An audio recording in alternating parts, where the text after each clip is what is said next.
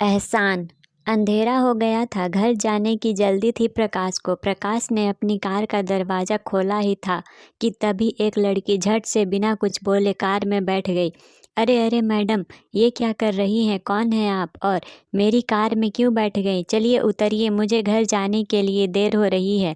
लड़की घबराई सी आवाज़ में बोली, मेरे पीछे गुंडे पड़े हैं, प्लीज़ मेरी हेल्प कीजिए। तभी प्रकाश को 4-5 लोगों के आने की आहट सुनाई पड़ती है। प्रकाश ने कार का शीशा बंद कर दिया, लाइट ऑफ कर दी, सांसें रोक थोड़ी देर तक कार में बैठे रहे दोनों। ऐसा लगा मानो 4 से 5 लोग किसी को ढूंढ रहे हैं। थोड़ी देर इधर उधर देखने के बाद वे लोग वहां से चले गए। पार्किंग एरिया में सन्नाटा था। प्रकाश ने कार स्टार्ट की और पार्किंग एरिया से बाहर निकलकर मेन रोड पर आ गया। प्रकाश ने उस लड़की से पूछा, आपका क्या नाम है? कौन है आप? कहाँ जाना है? वे लड़के कौन थे जो आपके पीछे पड़े थे? उस लड़के ने किसी भी सवाल का जवाब नहीं दिया। उसकी आंखों से केवल आंसू टपक रहे थे। वो केवल रोए जा रही थी। प्रकाश ने कहा, यदि आप कुछ नहीं बताएंगी तो मैं आपकी मदद कैसे कर पाऊंगा? वो लड़की धीरे से बोली, मेरा नाम रिया है। रिया बोली, वह अमित और उसके दोस्त थे। अमित मेरे कॉलेज में मेरे साथ पढ़ता है और मैं अमित से शादी करना चाहती थी, इसलिए गहने और पैसे लेकर घर से भाग आई हूँ। इतना सुनते ही प्रकाश ने एक झटके से कार रोक दी और रिया को देखने लगा।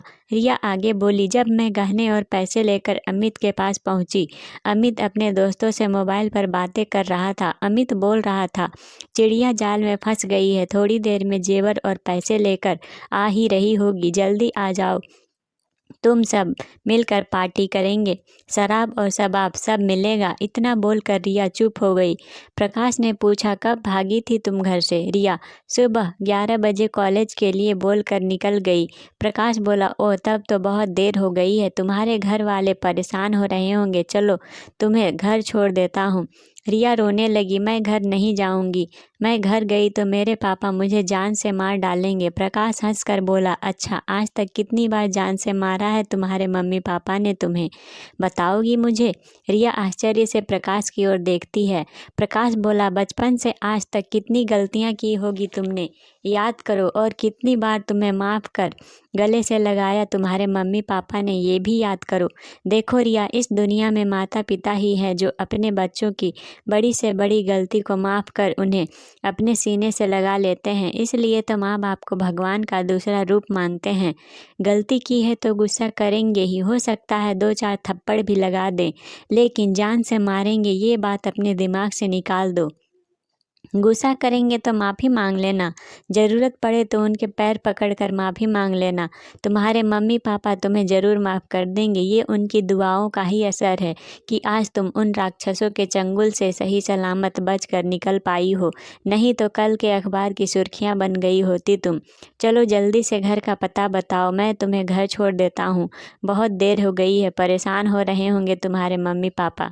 रिया ने घर का पता बताया।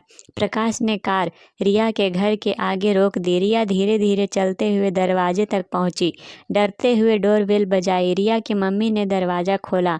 रिया को देखकर गुस्से से बोली, कहाँ गई थी? टाइम देखा है तुमने? सुबह 11 बजे घर से गई थी, रात के 8 बज गए हैं, ये समय होता है घर आने का, और मोबाइल बंद क्यों है तुम्हारा?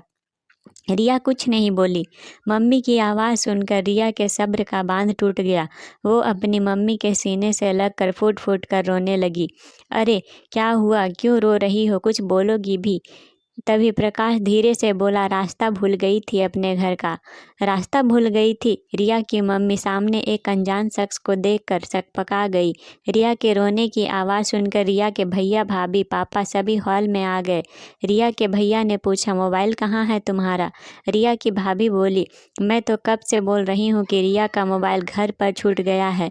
रिया के भैया बोले, ओह चलो कोई बात नहीं, घर तो आ गई ना। इतना बोलकर रिया के भैया हंसने लगे। रिया कुछ नहीं बोली, रोते हुए अपने कमरे में चली गई। रिया के पीछे पीछे उसके मम्मी, भैया, भाभी भी उसके कमरे में चले गए। प्रकाश की ओर किसी का ध्यान नहीं था। प्रकाश मन ही मन सोच रहा था, चलो अच्छा हुआ यहाँ किसी को कुछ पता नहीं चला। प्रकाश मन ही मन भगवान को धन्यवाद करता हुआ वापस लौटने लगा। तभी उसके कानों में एक कड़कती हुई आवाज़ सुनाई दी, रुको जेंटलमैन। प्रकाश एकदम से रुक गया। उसने पीछे मुड़कर देखा, सामने रिया के पिताजी खड़े थे। उनके हाथों में एक कागज़ था। उन्होंने कहा, मैं नहीं जानता कि तुम कौन हो, लेकिन मेरे लिए तुम किसी फरिश्ते से कम नहीं हो। प्रकाश आश्चर्य से रिया के पिताजी को देखता है। रिया के पिताजी बोले, मुझे आज दोपहर में ही पता चल गया था कि मेरी बेटी घर से भाग गई है। आज दोपहर में किसी काम से रिया के कमरे में गया, तभी मुझे ये खत मिल गया था। मैं किसी को बिना बताए रिया को ढूंढ रहा था। जेंटलमैन, मैंने रिया को तुम्हारी कार में बैठे देखा। मैं दौड़कर वहाँ पहुँचा और मैंने तुम्हारे और रिया की सारी बातें सुन ली थी। मैं तुम दोनों के पीछे ही था। तुम नहीं जानते कि आज तुमने मेरे ऊपर कितना बड़ा एहसान किया है। तुमने केवल मेरे घर की खुशियाँ ही नहीं, बल्कि मेरे घर की इज्जत, मान सम्मान सब कुछ बचाया है। इतना बोलते बोलते रिया के पिताजी का गला भर आया। उनकी आंखों में आंसू आ गए। वे दोनों हाथ जोड़कर प्रकाश का धन्यवाद कर रहे थे। प्रकाश ने उनके हाथों को अपने दोनों हाथों से पकड़ लिया और बोला, ये आप क्या कर रहे हैं अंकल? रिया तो मेरी छोटी बहन जैसी है। इतना कहते कहते प्रकाश की आंखों में भी आंसू आ गए। प्रकाश बोला, मैं घर चलता हूँ, मुझे घर जाने के लिए देरी हो रही है। तो दोस्तों, ये कहानी कैसी लगी ज़रूर कमेंट करके बताएं।